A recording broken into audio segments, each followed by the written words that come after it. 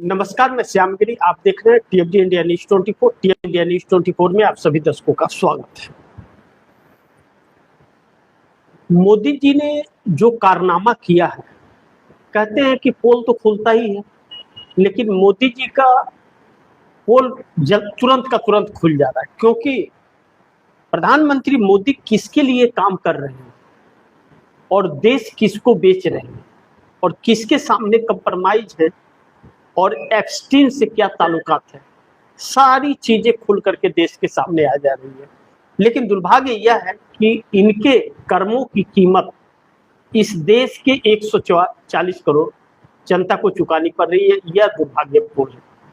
बड़ी महत्वपूर्ण है कि जो महंगाई की दर बढ़ी, रेट बढ़ी है और व्यवस्था गर्क में चली गई है, और पूरे देश से जो मोदी सरकार के एक एक मंत्री और नेता जो झूठ बोलते हैं और देश की हर एक चीज को जो छिपा करके अपनी नाकामियों को छिपाने का और पर्दा डालने का जो काम करते हैं, वह अब नहीं छिप पाएगा।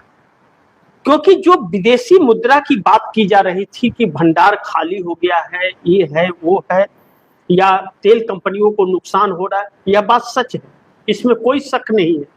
लेकिन यह क्यों हो रहा है और क्यों हुआ, और प्रधानमंत्री नरेंद्र मोदी अमेरिका के सामने क्यों कंप्रोमाइज हुए और डील क्यों की उससे, क्यों रसिया और ईरान से दोस्ती तोड़ ली, क्यों अमेरिका के सहारे हो गए, आज रसिया से तेल लेने के लिए क्यों अमेरिका के सामने कदमों में गिर करके और उससे दया की भीख मांग रहे हैं कि हमें कम रेट का ऑयल खरीदने की इजाजत दीजिए। कौन है वह? ट्रंप, जिसे चाइना ने भी आईना दिखा दिया और बैरन हाथ ट्रंप चाइना से वापस लौट गए। लेकिन नरेंद्र मोदी नतमस्तक है ट्रंप के सामने। अब तो सीज फायर के भी खुलासे हो गए और सारी चीजें हो गई।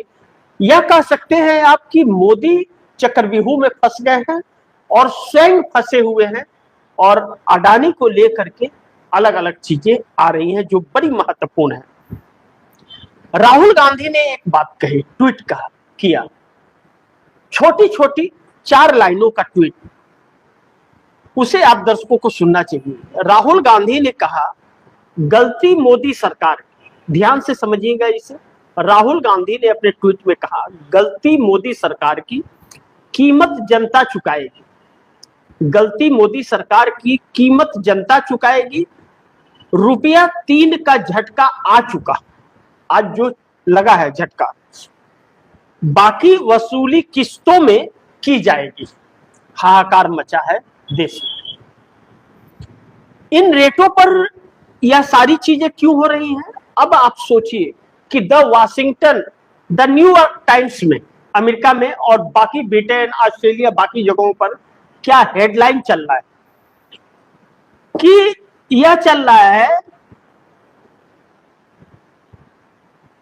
कि अडानी समूह अमेरिकी अर्थव्यवस्था में 10 अरब डॉलर, ध्यान दीजिएगा, 10 अरब डॉलर का निवेश करने और 15,000 नौकरियां पैदा करने को तैयार है। क्या चल रहा है? न्यूयॉर्क टाइम्स और ब्रिटेन, ऑस्ट्रेलिया, इन सब में चल रहा है हेडलाइन कि अडानी समूह अमेरिकी अर्थव्यवस्था में 10 अरब डॉलर का निवेश करने और 15,000 नौकरियां पैदा करने को तैयार है। और यही वादा ट्रंप ने अपनी चुनावी जीत के बाद कहा, अडानी ने सार्वजनिक रूप से कहा था। ट्रंप की जीत के बाद यही बात अडानी ने कहा था। अब इस पर समझौता हुआ है। समझौता क्या हुआ है, आप दर्शक इसे भी ध्यान से समझिए। समझौता जो हुआ है, जो इनके ऊपर केसेस चल रहे थे 420 का अमेरिका में, तो इनके खिलाफ अरेस्ट वारंट निकला हुआ था।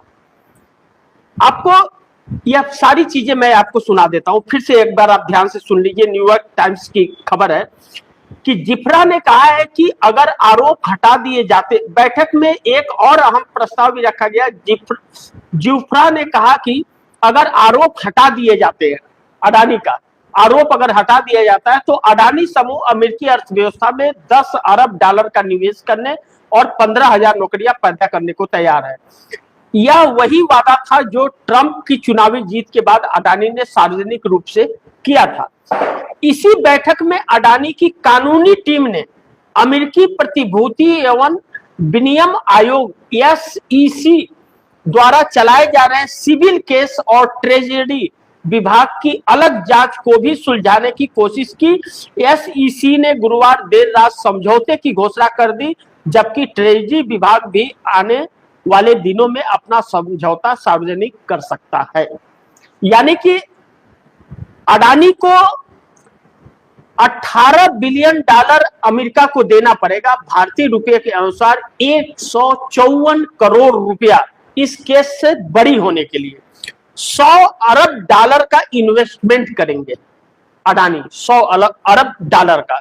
यानी कि आप सोचिए कि कितना बड़ा भारी भरकम विदेशी मुद्रा हमारे देश से जाएगा, और सब कुछ इसी के लिए किया गया है। इन्हीं को बचाने के लिए सारे चीज हुए हैं।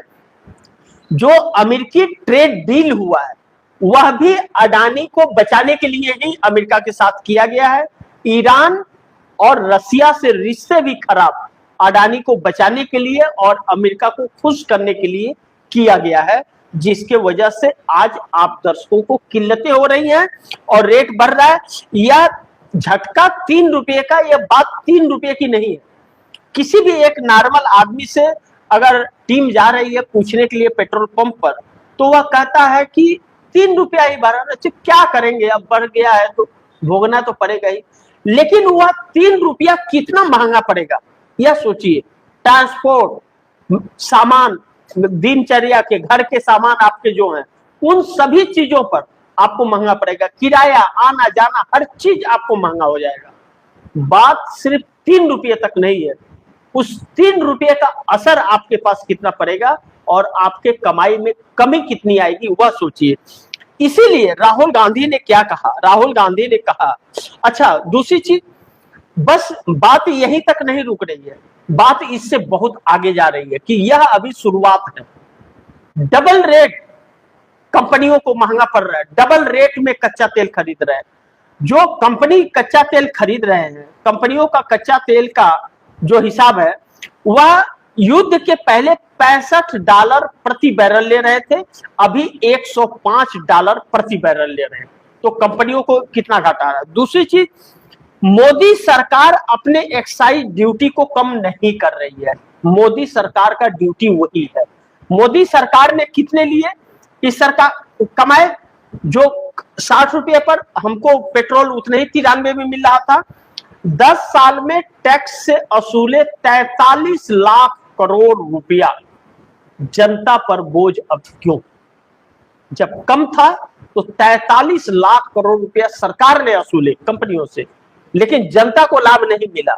और जब अब फिर रेट बढ़ गया तो वह जनता से असूल रही है। तकलीफ इस बात की है। तो वह किसे फायदा पहुंचाने के लिए, आप समझ लीजिए, पूरे डाटे आंकड़े आपके सामने मैंने रख दिया। अब राहुल गांधी ने यह कहा कि गलती मोदी सरकार की, कीमत जनता चुकाए।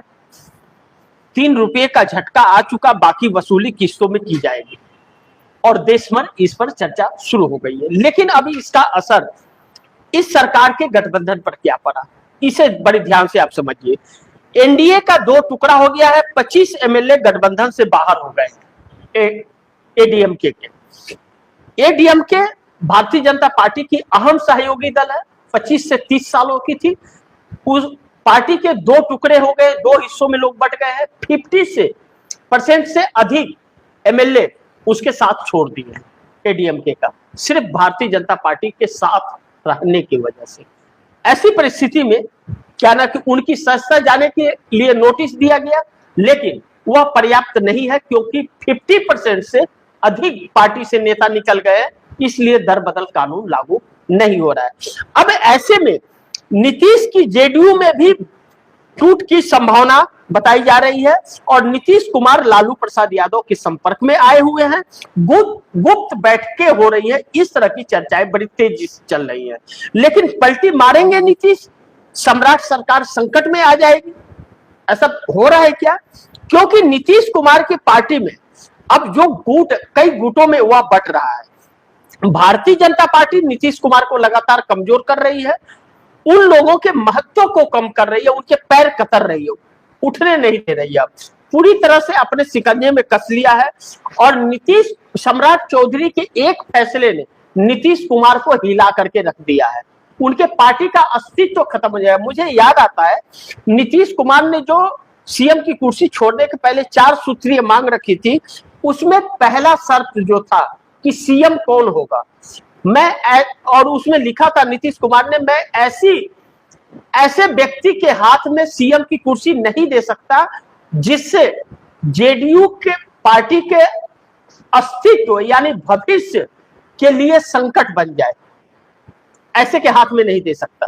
और सम्राट चौधरी बने, और सम्राट चौधरी को इन्होंने आशीर्वाद देके बनाया। अब सम्राट चौधरी ने क्या किया, इनके सभी फैसले को पलट दिया। सम्राट चौधरी ने कहा है कि जिन लोगों का नाम वोटर लिस्ट से कटा है उनका राशन कार्ड से नाम काटा जाएगा, और सरकारी सुविधाओं का कोई भी लाभ, किसी भी तरह का सरकारी सुविधा का लाभ उनको नहीं मिलेगा। ऐसे में जिनका नाम कटा है उनके परिवार वाले भी नीतीश कुमार से नाराजगी और इनके वोट बैंक से वह बाहर निकलते हुए नजर आ रहे हैं, जिसके वजह से जेडीयू का अस्तित्व संकट में आ गया है। तो अब नीतीश कुमार लालू प्रसाद यादव के संपर्क में बताया जा रहा है, सुनने में आ रहा है, और तेजस्वी यादव नीतीश कुमार के गांव नालंदा चले गए हैं। अब मुलाकात होती है या नहीं होती है यह देखना बड़ी महत्वपूर्ण होगा, लेकिन गुप्त बैठकें नीतीश कुमार की चल रही है। ऐसे में एडीएमके के लोग जिस तरह से टूटे हैं और जिस तरह से उनका बयान आया है, इससे नीतीश कुमार को भी चिंताएं सताने लगी कि हमारी पार्टी में कितनी टूट होगी, क्योंकि उनकी पार्टी में 68 विधायक, दैनिक भास्कर के रिपोर्ट के अनुसार सम्राट चौधरी को सीएम नहीं बनाना चाहता था, जेडीयू का सीएम चाहता था, लेकिन नीतीश कुमार ने दबाव में, जो कहा गया था 25 से 30 फिर से नीतीश, लेकिन नीतीश मात्र 6 महीने में फिनिश हो गए और कुर्सी चली गई इनकी। तो अब इन्हें अपनी पार्टी का वजूद बचाना है, तो फिर और नेताओं को रोकना है टूटने से, तो इन्हें पाला बदलना पड़ेगा। देखना होगा कि बदलते हैं या नहीं, यह वक्त बताएगा। लेकिन एक चीज है कि चंद्रबाबू नायडू छोड़ेंगे एनडीए गठबंधन। नायडू राहुल के संपर्क में बताए जा रहे हैं। अपनी पार्टी इंडिया गठबंधन खत्म हो गया है, इंडिया गठबंधन अब नहीं रहा। ममता बनर्जी ने जो कहा था कि मैं कांग्रेस और लेफ्ट के साथ गठबंधन करूंगी, कांग्रेस ने साफ मना कर दिया है। कांग्रेस ने हर किसी को कह दिया है अगर उसे गठबंधन में रहना है और कांग्रेस के साथ रहना है तो कांग्रेस के समझौते के अनुसार रहना पड़ेगा, कांग्रेस की शर्तों के अनुसार। बाकी किसी दल के शर्त पर कांग्रेस उस गठबंधन का हिस्सा नहीं होगी, और कांग्रेस एकल चलो की राजनीति इस वक्त कर रही है। इसके लिए सभी के होश उड़े हुए हैं। इसलिए आंध्र प्रदेश के अंदर कांग्रेस अपने जनाधार को लगातार बढ़ा रही है। प्रदेश अध्यक्ष शर्मिला रेड्डी, जो जगनमोहन रेड्डी की बहन और वाईएसआर राजशेखर रेड्डी की बेटी है, आंध्र प्रदेश के अंदर उनका जनाधार बढ़ रहा है कांग्रेस के झंडे के तले। ऐसे में चंद्रबाबू नायडू को संकट आने वाले वक्त में आ सकता है, क्योंकि पूरे साउथ में कांग्रेस का इस वक्त डंका बज रहा है। पूरे साउथ में कांग्रेस की सरकार हो गई है, सिर्फ आंध्र प्रदेश छोड़कर। तो ऐसे में कहा जा रहा है कि चंद्रबाबू नायडू राहुल गांधी के संपर्क में है और रेवंत रेड्डी से संपर्क बनाए हुए, बार बार मुलाकातें और चर्चाएं भी चल रही हैं। लेकिन प्रधानमंत्री को इस्तीफा देने की मांग तेज हो गई है। इस बीच जो देश में हाहाकार मचा है और देश से जो एक तबाही के कागार पर आ गया है, और देखिए आज ही रेट बढ़ाया और आज ही अडानी का सारा काला चिट्ठा भी खुल गया। सबको पता चल गया कि आखिर यह कंप्रोमाइज क्यों। नरेंद्र मोदी ने जो कहा था कि आप विदेश मत जाइए, उसके बाद कहीं ना कहीं विदेश जाने के लिए वीजा अप्लाई का और भी भारी मात्रा में लोगों ने किया। अब मोदी सरकार उस पर एक्स्ट्रा टैक्स लगाने जा रही है कि नहीं मानोगे तो मैं टैक्स लगाऊंगा। सोना खरीदने के लिए मना किया, जनता नाराज हो गई, नहीं बिल्कुल तैयार है इनकी बात सुनने के लिए, क्योंकि शादी ब्याह में लोगों को बहन बेटियों को देना पड़ता है, वह इज्जत होता है। और दूसरी चीज, व्यापारी इनके खिलाफ हो गए हैं और 2.5 करोड़ तकरीबन लोग बेरोजगार हो गए।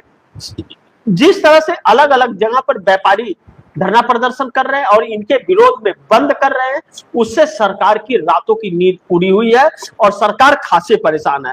ऐसे में अब प्रधानमंत्री नरेंद्र मोदी का पीएम पद से इस्तीफे की मांग तेज हो गई है। आने वाला वक्त इनके लिए बहुत संकट भरा है। आज अडानी को तो बचा लिए, लेकिन देश को कैसे बचाएंगे? और देश के ऊपर जो यह टूटा है, अब इनके झूठे पाखंड में देश नहीं आएगा। ऐसे में यह कहा जा रहा है कि एनडीए गठबंधन से अलग होने का, इन हालातों में एनडीए गठबंधन से अलग होने का नीतीश नायडू के पास यह आखिरी मौका है कि वह अपनी पार्टी अगर बचा सकते हैं तो बचा लें, अन्यथा उनकी भी पार्टी वैसे ही टूटेगी जैसे एडीएमके टूट रही है कई टुकड़ों में। ऐसे में नीतीश कुमार के ऊपर यह लागू होता है और भारतीय जनता पार्टी शिकंजा कस रही है। लेकिन चंद्रबाबू नायडू चूंकि 2/3 बहुमत से हैं, तो चंद्रबाबू नायडू अपने राजनीतिक भविष्य को बचाने के लिए वह कहीं न कहीं कांग्रेस से संपर्क में आ चुके हैं। इस बात की चर्चा हर किसी के जुबान पर अब आ चुकी है।